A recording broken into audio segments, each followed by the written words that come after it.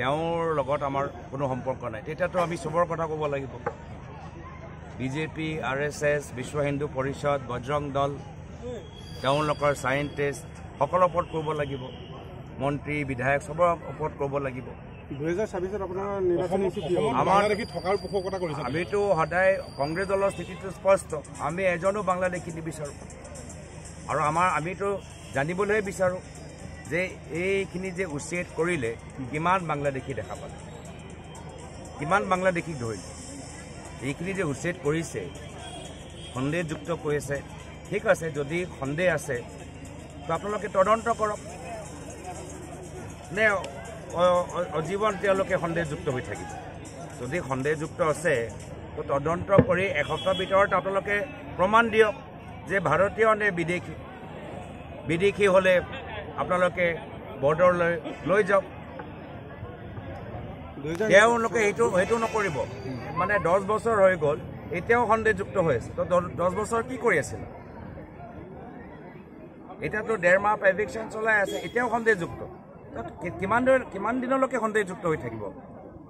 আৰু ইমান দিনলৈকে তোমালোকে কি কৰি আছে যিখিনি উচ্ছেদ কৰি তোমালোকে প্ৰমাণ দিছা আজি তাৰিখত তদন্ত কিয় কৰা নাই কিমান বাংলাদেশী ধৰিল মানুহ এইবোৰ সব বুজি পায় আজিৰ তাৰিখত এইখিনি বহুতখিনি মানুহ দুখীয়া তেওঁলোকে আজি য'ত উচ্ছেদ কৰিছে সপোজ উদাহৰণ দিছোঁ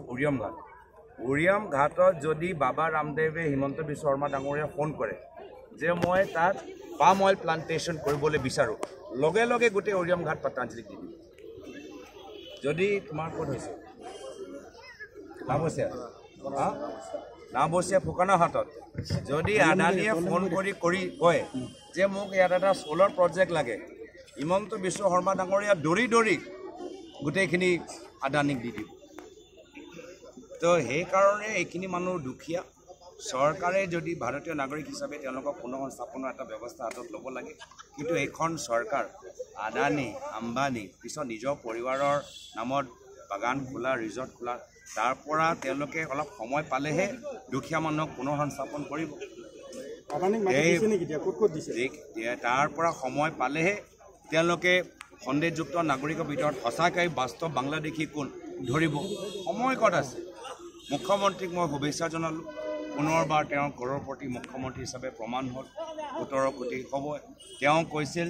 যে অসমখনক ভাৰতৰ 5টা শীৰ্ষ ৰাজ্যৰ তালিকাৰ ভিতৰত লৈ যাব এইটোতো কোৱা নাই কিন্তু উত্তৰ পূৰ্বাঞ্চলত 5জনৰ আটাইতকৈ ধনী মুখ্যমন্ত্ৰীৰ মাজত তেওঁ 3 নম্বৰত পাই গৈছে নেকি মই তেখেতক সেইটোৱে শুভেচ্ছা জনালোঁ আমাৰ কথা এতিয়া চিন্তা কৰিব নালাগে অসমৰ জনসাধাৰণে চিন্তা নিজে কৰিব